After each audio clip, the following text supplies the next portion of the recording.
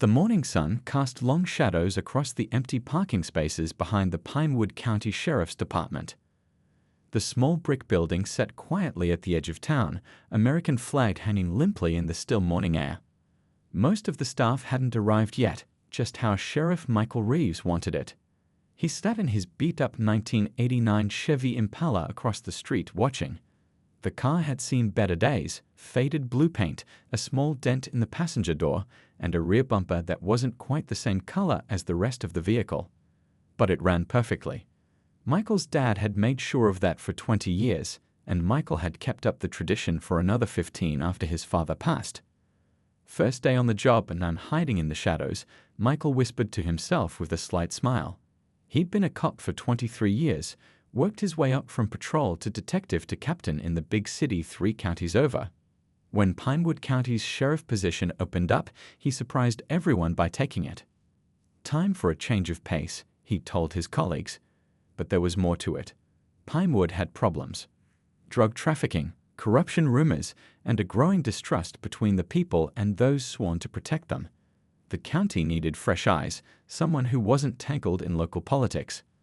Michael sipped his coffee and checked his watch. He convinced the county commissioner and the mayor to keep his identity secret from the department for 1 week. His assistant Rose knew too. Someone had to handle the paperwork while he observed from the shadows. "Let me see how things really work before everyone puts on a show for the new boss," he'd explained. They'd reluctantly agreed. A patrol car pulled into the lot, and Officer Tom Watson stepped out, looking tired from the night shift. Michael had memorized all their files. Wilson was a 20-year veteran, divorced twice, respected in the department. Michael watched as Wilson nodded to the dispatcher walking in behind him. More cars arrived over the next 30 minutes.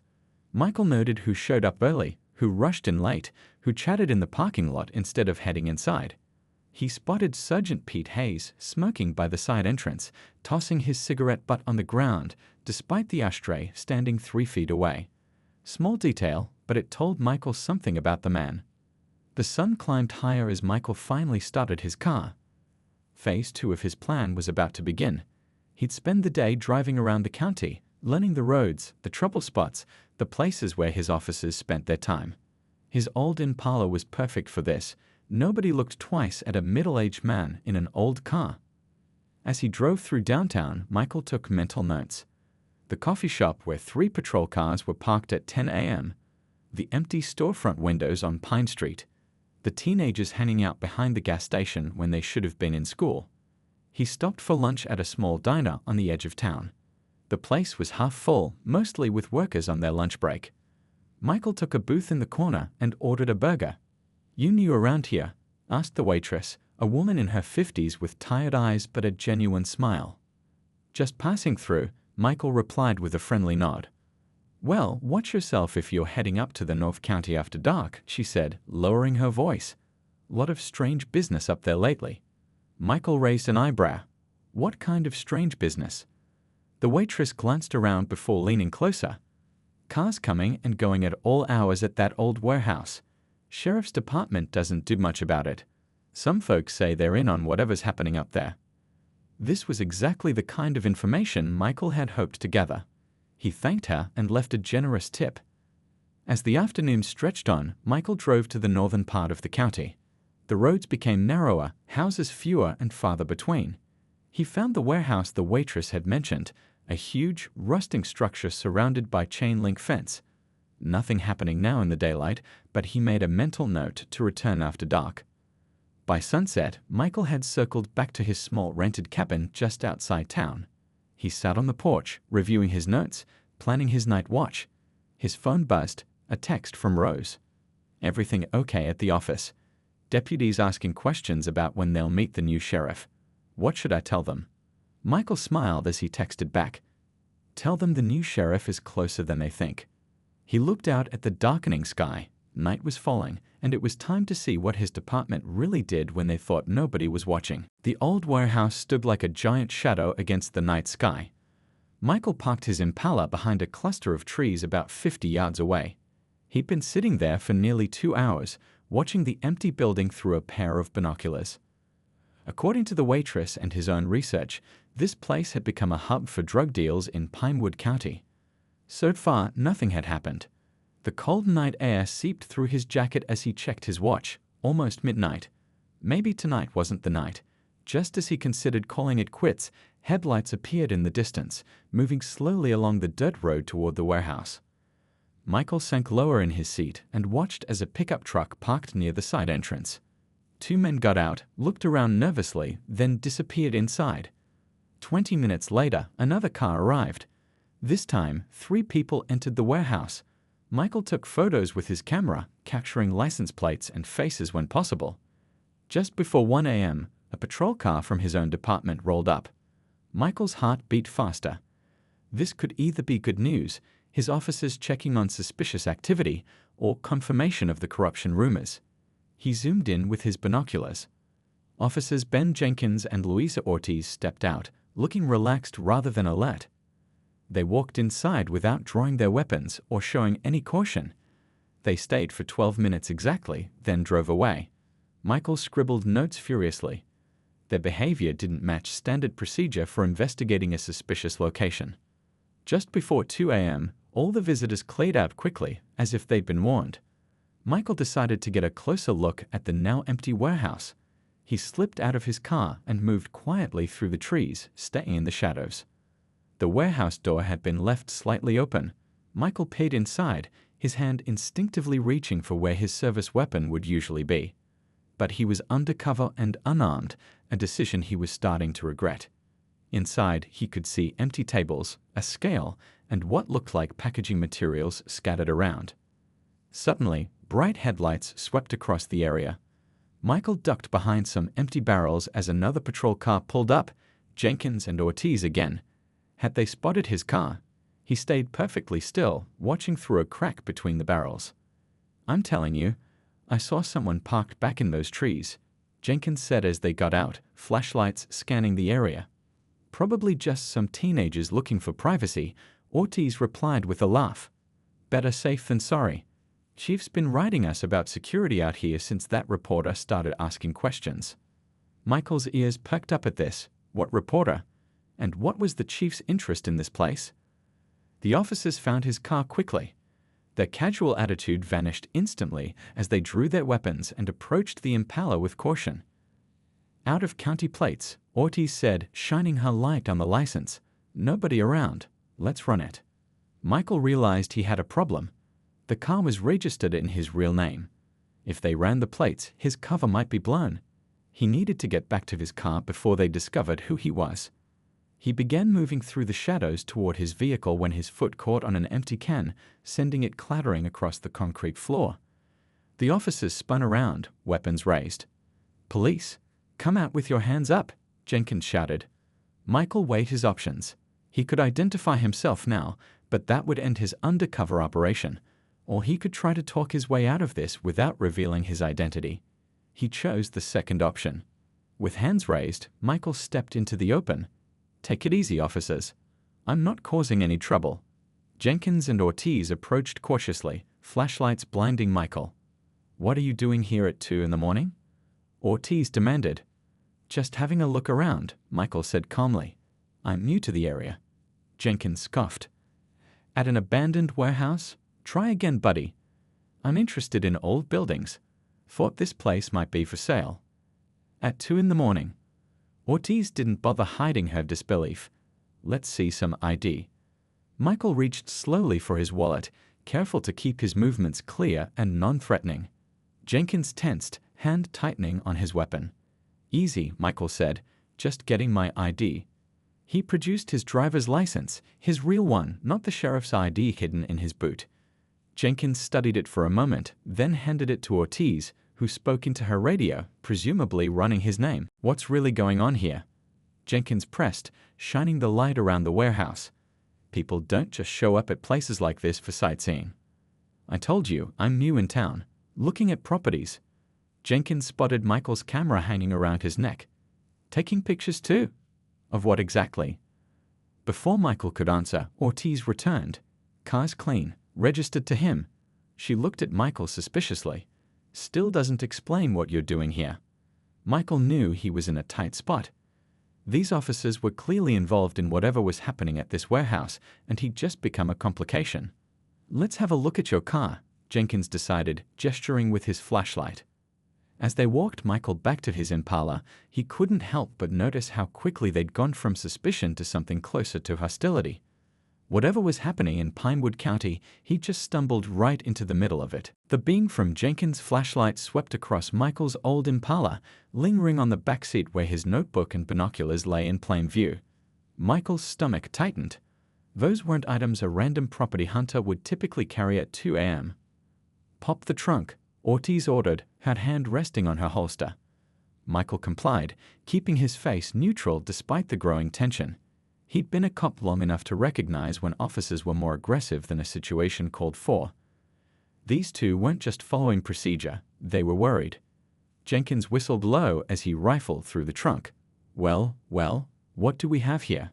He pulled out a small duffel bag and unzipped it, revealing Michael's surveillance equipment, a digital camera with a zoom lens, a small voice recorder, and a notebook filled with observations about the department's patrol patterns. "You some kind of private investigator?" Jenkins' voice had an edge now. "Or maybe a reporter?" "I told you, I'm just looking at properties," Michael insisted, though he knew how weak that sounded with the evidence in front of them. Ortiz flipped through his notebook, her expression darkening. "You've got notes on police patrol schedules in here. That's not something innocent people usually keep track of." Michael decided to adjust his story slightly. "Look, I'm thinking of opening a business in town. Just wanted to know how often police drive by for security purposes." Jenkins and Ortiz exchanged glances. They weren't buying it. "Hands against the car," Jenkins ordered, pulling out his handcuffs. "You're being detained while we sort this out." As Jenkins patted him down, Michael considered revealing his identity. He was their sheriff after all. One flash of his badge would end this immediately. But then his entire operation would be blown. He'd never find out what was happening at the warehouse or why his officers were involved. "Nothing," Jenkins reported after the pat-down, missing the sheriff's badge hidden in Michael's boot. Ortiz continued searching the car, growing more agitated with each passing minute. When she reached under the passenger seat, her expression changed. "Got something." She pulled out a small metal box, one of Michael's old evidence containers from a previous case that he used for teaching rookies. Inside were plastic bags with powder residue from that old drug case, each labeled with evidence tags. "What the hell is this?" she demanded, showing the box to Jenkins. Michael's explanation died in his throat. How could he possibly explain carrying old evidence samples without revealing he was in law enforcement? Jenkins grabbed Michael by the collar, shoving him against the car. "You recording us? You wearing a wire? Who sent you?" "Nobody sent me," Michael responded calmly, despite the officer's hand pressing against his throat. "Those are just—" "Shut up," Jenkins cut him off. "I know what these are. Evidence bags. Either you're a cop or you're impersonating one. Neither is good news for us." Ortiz pulled her partner back slightly. "Easy, Ben. Let's think this through." But Jenkins was already on his radio. "This is Jenkins. We've got a situation at the North Warehouse. Possible undercover operation. Need backup and the hazmat team. Code Yellow." Michael recognized Code Yellow from the department files he'd reviewed. It was a special protocol for suspected drug manufacturing sites, not for detaining a suspicious person. Something was very wrong. Within minutes, 2 more patrol cars arrived, along with a large van marked Pinewood County Sheriff's Department, Hazardous Materials Unit. 4 deputies emerged, looking grim and purposeful.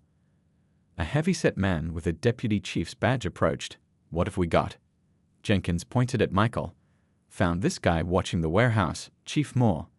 Taking pictures, keeping notes on our patrol schedules. Cars full of surveillance equipment and what looks like evidence bags from drug busts." Moore studied Michael with cold eyes. "ID says Michael Reeves. Out-of-county address. You a cop, Mr. Reeves?" Michael made a split-second decision. "I'm just a private citizen with an interest in this property. With evidence bags and police surveillance notes." Moore laughed humorlessly. "Try again." "I collect crime memorabilia," Michael improvised. "The bags are props." Moore turned to Jenkins. "He's lying." and he's seen too much. The chief looked at Michael's car, then back at his officers. We'd follow protocol. Take care of the vehicle first, then figure out who sent him. Michael watched as the hazmat team approached his car with containers of liquid. With a jolt, he realized what Code Yellow really meant. They weren't going to impound his car, they were going to destroy it. Right here, right now. Wait, Michael protested as they began dousing his father's car with what smelled like gasoline. You can't do this, that's my property. Jenkins held him back while Moore smiled coldly. Actually, under Pinewood County's drug enforcement protocols, we can. Suspected vehicles used in narcotics operations can be neutralized on site. That's illegal, Michael said, struggling against Jenkins' grip. You need a warrant. Not in Pinewood, Moore replied. We have special authorization for situations like this. Been very effective at sending a message to outsiders who try to set up shop here. Michael watched in horror as one of the deputies struck a match. His father's car, the last connection he had to his dad, was about to go up in flames, and these corrupt officers were using department protocols as cover for destroying evidence of their own wrongdoing. He had a choice to make, and only seconds to make it. The match flickered in the deputy's hand, its small flame dancing in the night breeze. Michael's mind raced faster than his heartbeat. Every second counted now. Stop, Michael said, his voice suddenly calm and commanding. Before you do something you'll regret. Chief Moore laughed. Threats won't help you now, friend. It's not a threat, Michael replied. It's a professional courtesy. Moore's smile faded slightly. Something in Michael's tone had changed. Pat him down again, Moore ordered Jenkins. Thoroughly this time. Jenkins roughly searched Michael again, this time checking his boots. His hand froze when he felt the metal badge tucked inside. Chief, Jenkins said, his voice suddenly uncertain as he pulled out the sheriff's badge. You might want to see this. Moore snatched the badge, examining it under his flashlight. His face drained of color as he read the inscription, Michael Reeves, Sheriff, Pinewood County. The deputies froze, looking at each other in confusion. The man with the match quickly put it out. This is fake, Moore declared, but his voice lacked conviction. Has to be. Michael straightened his posture, no longer playing the role of a suspicious stranger.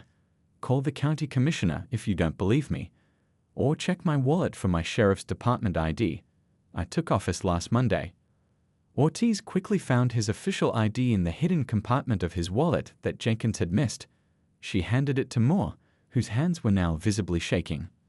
I don't understand, Moore stammered. Sheriff Taylor retired last month. We were told the new sheriff wouldn't start until next week. That was the official story, Michael explained. I wanted to see this department in action before everyone knew who I was. Seems I made the right call. The deputies looked at each other nervously. Jenkins let go of Michael's arm and took a step back. Sir, we didn't know, Jenkins began. Michael cut him off. Clearly, now move away from my car. The hazmat team backed away from the gasoline-soaked Impala. The damage was done, but at least it wasn't burning yet. Sir, if I can explain, Moore started, his confident demeanor replaced by nervous deference. This warehouse has been under surveillance as part of a joint task force operation. Save it, Michael interrupted. I've been watching this warehouse for the past 3 nights. The only officers I've seen are the ones who showed up, stayed for exactly 12 minutes, then left. And none of you called in your location. I checked the logs. Moore's face flushed. There's a reasonable explanation. I'm sure there is, Michael said coldly. And you'll have plenty of time to share it during the investigation that begins tomorrow morning. Right now, I'm more concerned about why you were about to destroy a vehicle without proper authorization. It's standard procedure for drug-related seizures in this county, Moore explained, finding some of his confidence again. Special directed from the previous sheriff. Helps send a message to dealers. Michael looked at the hazmat team, then back at Moore. Destroying evidence before it can be properly processed. That doesn't sound like law enforcement to me. That sounds like covering tracks. The silence that followed told Michael everything he needed to know. This wasn't just about a few corrupt cops taking payoffs. This was systematic. Here's what happens now, Michael said, addressing all the officers present. Nobody says a word about who I am. As far as anyone knows, I'm still starting next week. You all go back to your regular duties like nothing happened tonight. And the car? Ortiz asked cautiously. Michael looked at his father's Impala, now reeking of gasoline and likely ruined regardless. Part of him wanted to punish these officers immediately, but the smart play was to keep his cover intact while he figured out how deep the corruption went. Have it towed to Joe's body shop on Main Street, Michael instructed. Tell him it needs to be cleaned up and repaired, no questions asked. Department expense. Yes, sir, Moore replied quickly, clearly relieved not to be arrested on the spot. Chief Moore, you and I will have a private meeting tomorrow. My office, 7 a.m., Michael continued. Don't tell anyone. Understood. Moore nodded stiffly. The rest of you will be interviewed separately over the next few days, Michael added. Until then, business as usual. If I hear anyone's been talking about tonight, or if evidence starts disappearing from the station, things will get very unpleasant very quickly. The officers nodded, eyes downcast. As they dispersed to carry out his orders, Michael stood alone, watching as they carefully loaded his damaged car onto a tow truck. His father's prized possession was likely beyond saving, but Michael had gained something valuable tonight. Confirmation that the rumors of corruption were true, and his first glimpse at just how far it reached into his department. The flashy send-a-message protocol for destroying vehicles was the perfect cover for eliminating evidence. Michael wondered how many other special directives were actually tools for covering up crimes. He had tough decisions ahead. Fire everyone involved immediately, work with internal affairs, bring in the state police, or continue his undercover work to see just how far up the chain the corruption went. For now, Michael chose to wait and watch. Sometimes the best way to clean house was to let the rats show themselves first. Michael stood in the early morning light outside Joe's body shop, staring at his father's Impala. The damage was worse than he'd expected. The gasoline had eaten away at the paint, leaving ugly blotches across the once beautiful blue finish. The seats inside were soaked through, the strong chemical smell making his eyes water when he opened the door. Not good news, I'm afraid, Joe said, wiping his hands on a rag as he walked up beside Michael. Joe was in his 60s, with calloused hands and honest eyes. The gas they used had some kind of additive in it, messed up more than just the paint, got into the wiring too.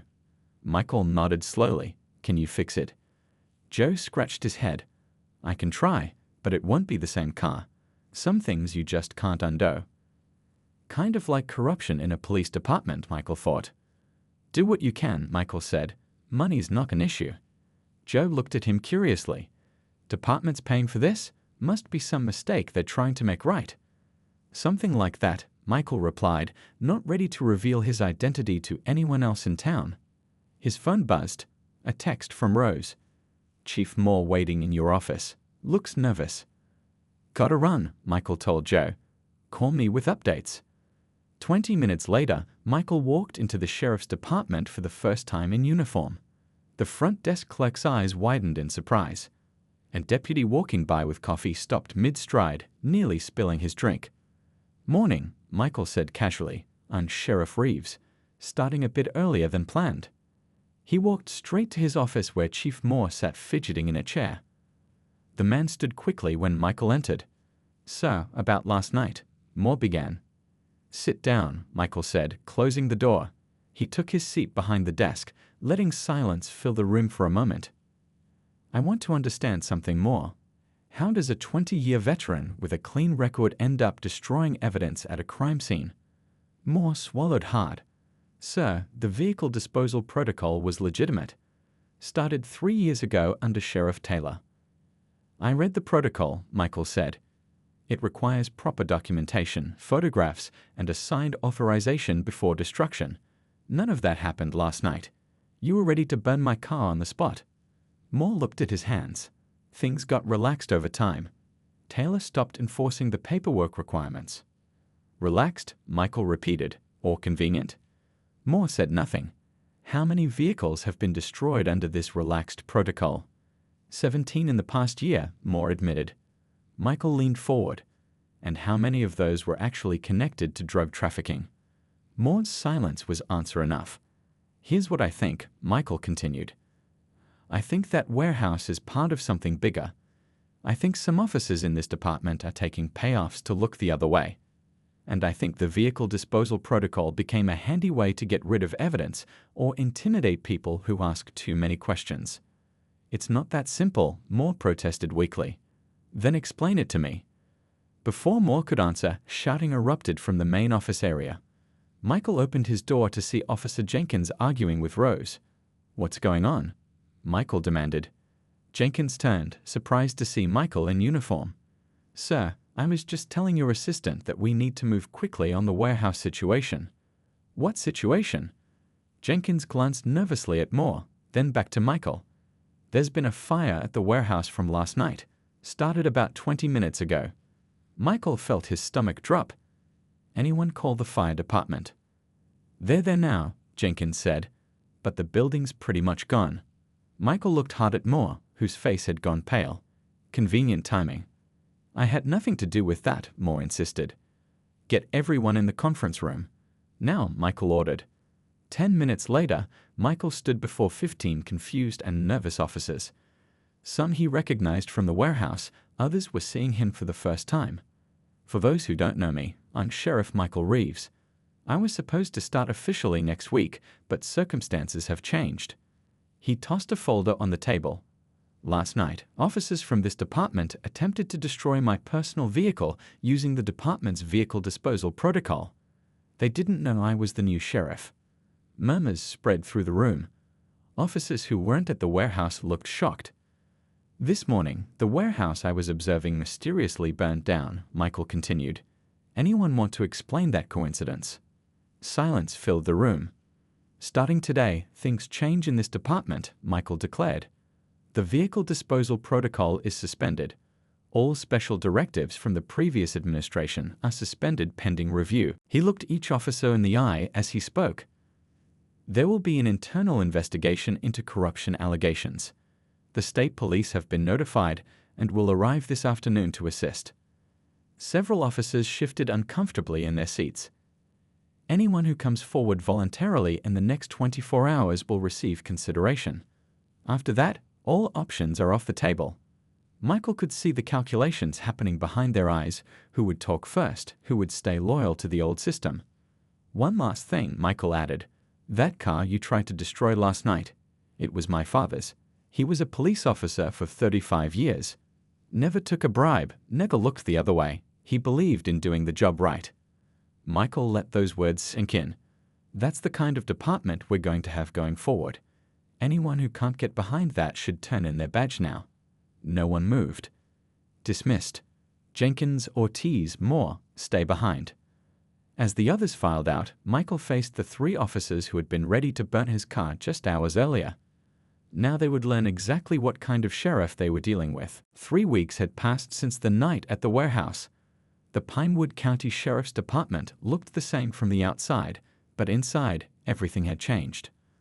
Michael sat at his desk reviewing reports from the state police investigation. 8 officers had been suspended, including Chief Moore. 2 had already agreed to testify against the others in exchange for lighter punishment. The warehouse fire had been ruled arson, and security camera footage from a nearby gas station had caught Officer Wilson setting it. He was now in custody, facing multiple charges. A knock at the door pulled Michael from his thoughts. Come in, he called. Officer Jenkins entered, looking different than he had that night at the warehouse. The cocky attitude was gone, replaced by something more subdued, more thoughtful. You wanted to see me, Sheriff? Jenkins asked. Take a seat, Michael replied, closing the folder on his desk. Jenkins sat, his posture stiff. Of all the officers involved that night, Jenkins had surprised Michael the most. Instead of lawyering up or pointing fingers, he'd come clean immediately, admitting to everything he'd done and offering to help clean up the department. I've been reviewing your statement, Michael said. You've been very thorough. Jenkins nodded. I figured if I was going down, at least I'd go down honest. Tell me something, Michael continued. How did a good cop like you get mixed up in all this? Jenkins looked out the window before answering, started small, looking the other way when Moore told us to, then accepting free meals from people we shouldn't have. Then the warehouse deal came along. The drug trafficking. Yes, sir, but it wasn't just drugs. They were moving stolen goods too. The big city dealers needed a quiet place to work, and Pinewood was perfect. Sheriff Taylor made the original arrangements before he retired. Michael leaned back in his chair, and the car burning protocol. Jenkins winced. It started legitimate, a way to send a message to dealers.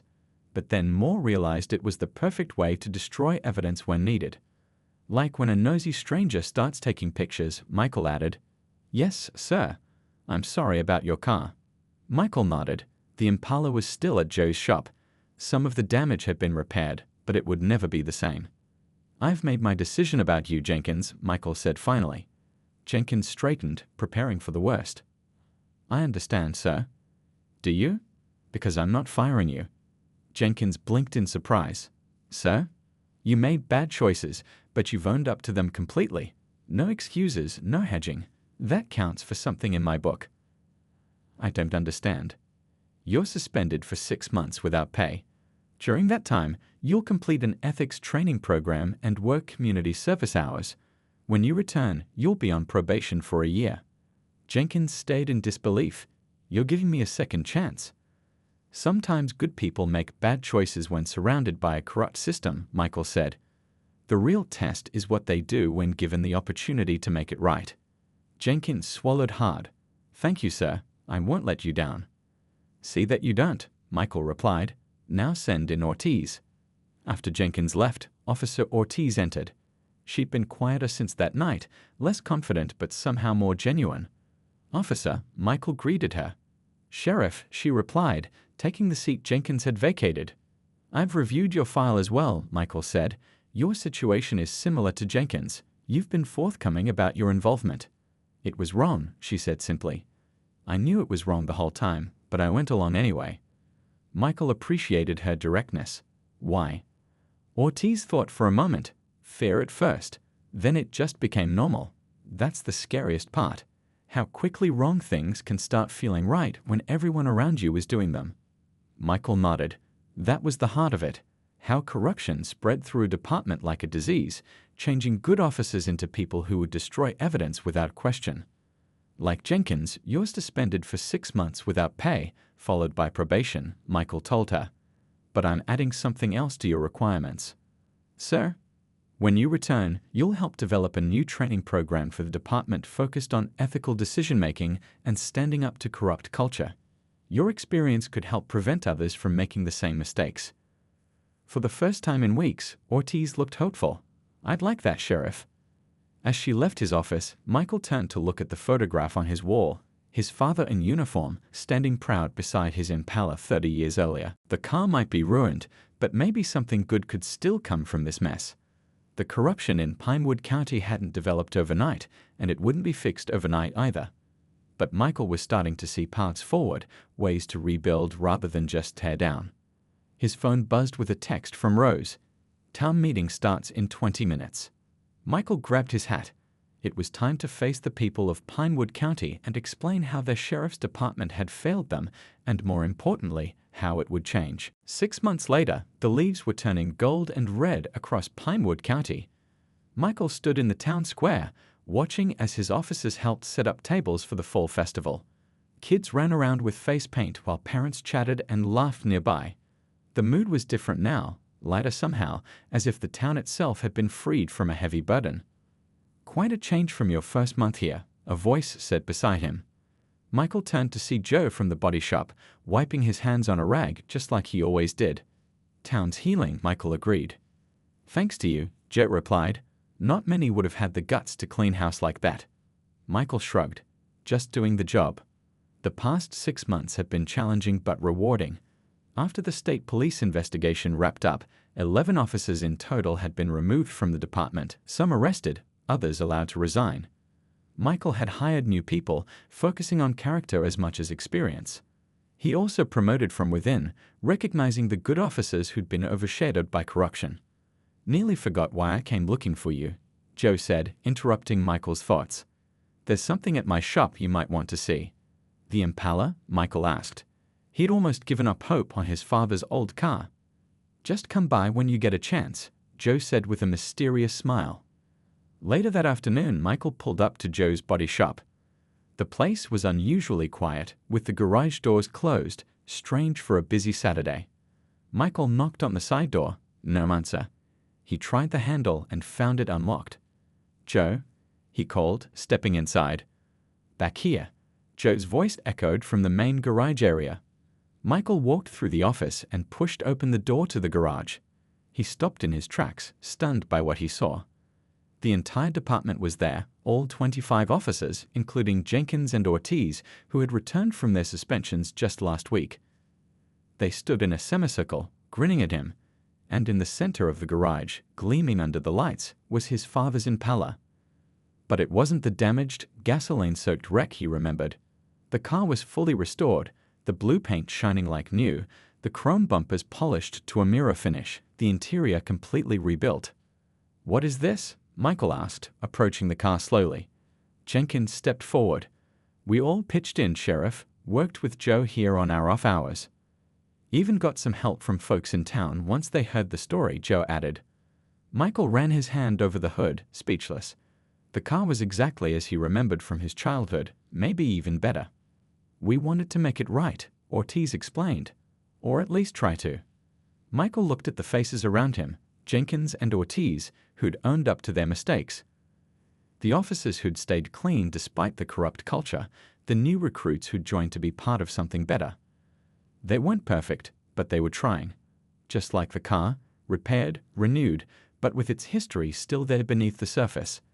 "Thank you," Michael said finally, his voice rough with emotion. "This means more than you know." Joe handed him the keys. "Take her for a spin, Sheriff." Michael slid into the driver's seat, breathing in the familiar smell of leather that brought back memories of riding alongside his father. He started the engine, which purred as smoothly as it had 20 years ago. "Anyone want to join me for the first ride?" he asked. Jenkins and Ortiz exchanged glances, then stepped forward together.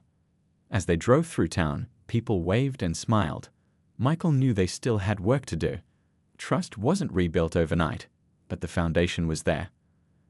They passed the old warehouse site, now cleared and being prepared for a new community center. The past couldn't be erased, but it could be built upon, transformed into something better. "You know," Jenkins said from the backseat, "when we burned your car that night, I never thought I'd be riding in it 6 months later." Michael laughed. "Life takes strange turns." Speaking of turns, Ortiz added, "The new training program starts Monday. We've got 15 departments from neighboring counties sending officers." Michael nodded with pride.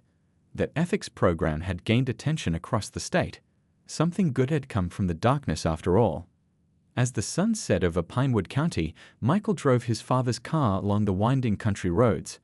The same car that had brought him here, that had nearly been destroyed, and that now symbolized everything they'd accomplished together.